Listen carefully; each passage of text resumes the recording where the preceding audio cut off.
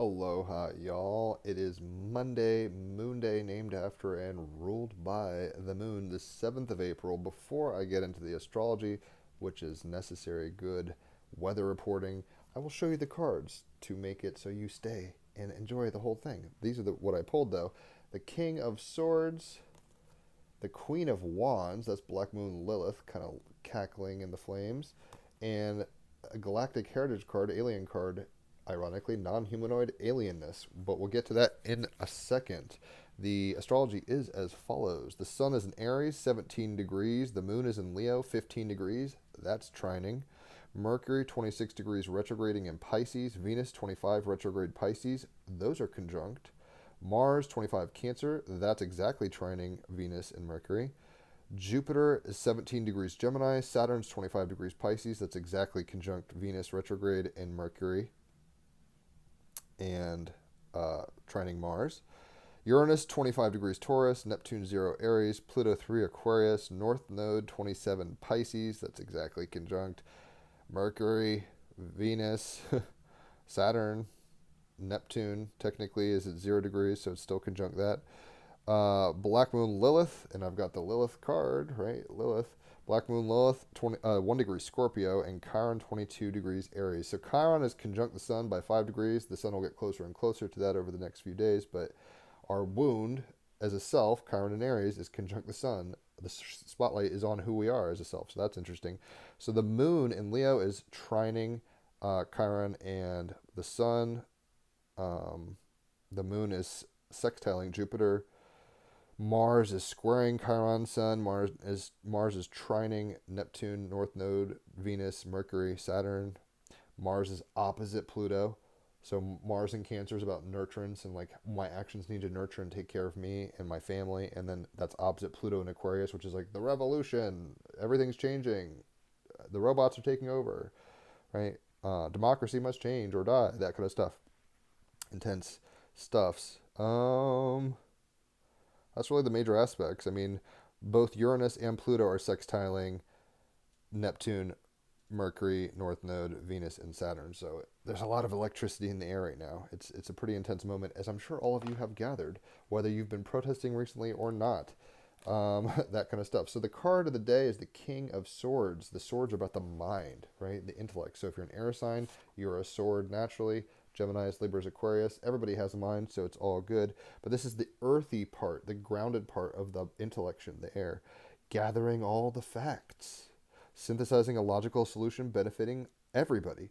Resistance to pain, using your intellect to grow and prosper, and pursuing your ideals. North Node, in Pisces, but that's conjunct Neptune and Aries right now. So Aries is, and the sun is in Aries, moon is in Leo. It's like, I'm for this cause. This is who I am, and I'm running out there and getting it done. It's like, do you know where you're going? Do you have all the facts? Are you running backwards? Like all that kind of stuff. On page 90, King of Swords, I believe in a fair world for all. Very Pluto and Aquarius, Jupiter and Gemini.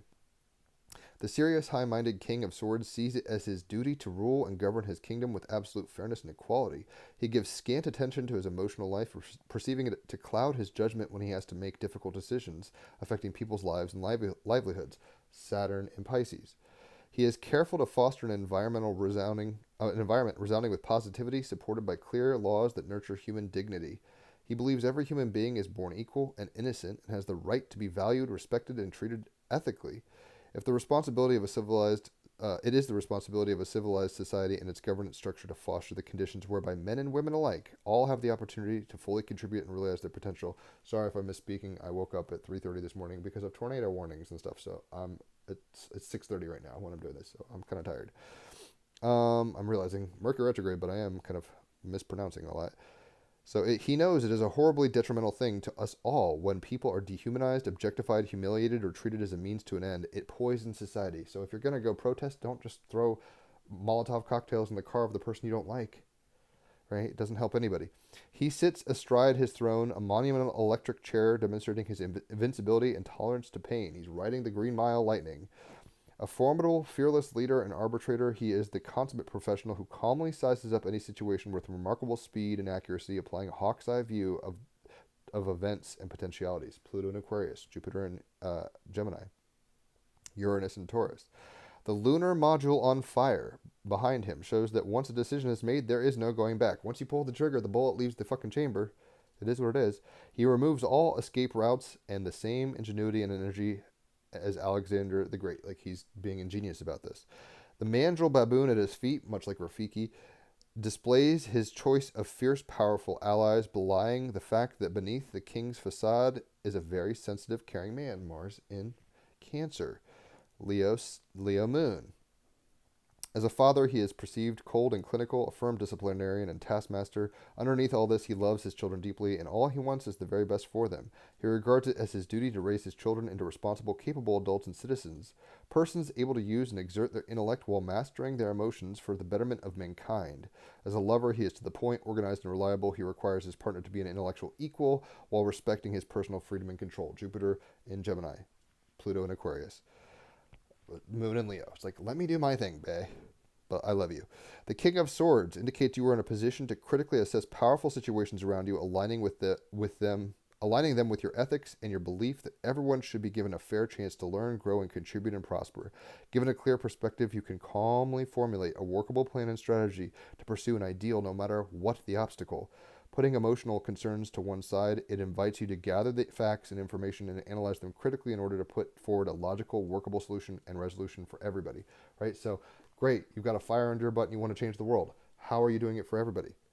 And how are you not like making enemies in the process, right? Very complicated and strategic place to be. The earthy part of air, grounding the facts.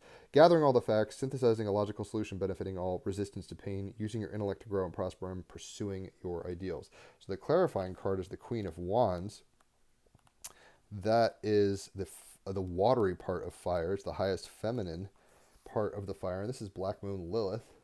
Or not Black Moon Lilith. This is Lilith, the woman who got dejected by Adam and didn't want to have kids and wanted to do her own thing and cast out for it or whatever. On page 72, the number of triangles in the Sri Yantra, the number of names of God in Hebrew, 72, numerology. Big deal. Queen of Wands, I gracefully take center stage. Moon and Leo, Sun and Aries. So the watery part of fire. And if you're a fire sign, Aries, Leo, Sagittarius, you resonate with the fire wands. Stepping into the creative power, being resolute, daring to break conventional boundaries, being generous with your power, and trusting yourself, right? Trusting yourself, Moon and Leo, Sun and Aries. But also breaking conventional boundaries, Pluto and Aquarius, Uranus and Taurus, Jupiter and Gemini. So I think you can see what's going on, right? Like, we have a lot of change going on, but we have to keep the facts on the ground and ultimately not burn all the bridges and kill everybody we don't like, because that doesn't help. And that goes right along with the last card, Alien. This is from the wild card today. The Alien card is from Galactic Heritage. On page 66, number 27, non-humanoid alienness parallel timeline. The energy of this card refers to the sense of alienness that many humans have that keeps them from feeling connected to the life on planet Earth.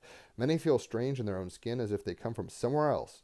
You may indeed have a connection to a non-human being in this universe, but because you are a human in this life, this card asks you to begin embracing your uniqueness and celebrate it rather than fear it or be ashamed of it. Neptune in Aries, Moon in Leo, Sun in Aries. Be yourself. Rock it and don't, question it. If you need help, ask some loving non-human beings to assist you during your meditation. Feel their alienness and open your heart to them anyway. You and they are one. So what happens when we get that bird's eye view, that higher perspective, right? When we see everything, the yin and the yang. Yes, they're not the same, but they're a part of a whole. This is not that, right? But it's one big picture. And by the way, this guy was the last person on our podcast. So episode 305, check it out. Team Rabbit Hole podcast. I'll post it in the comments. How do we stand up for our individual rights in a strong-hearted way, Moon and Leo, Queen of Wands, without burning bridges and hurting ourselves and others, grounding the facts and being generous and diplomatic and egalitarian and humanistic, right? Even if we feel alienated, even if we're like, they don't understand me, they don't know me, my group has it the worst, or I hate this place, I want to get out, this is a Gnostic prison, or this president sucks, I want to protest it, or oh my gosh, all these protesters are crazy, they better chill out, or whatever your trip is. Israel, Palestine, blah, blah, blah, blah. Like, everyone's got a perspective, but where are you grounding and getting all the facts? Like Nancy Pelosi wanted the exact tariffs that Trump is doing now, I'm not a Trumper, in 1996. So it's like, get the facts. Like, everybody's tripped out.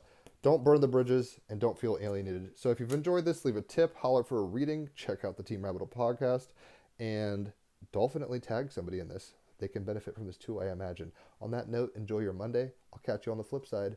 Adios.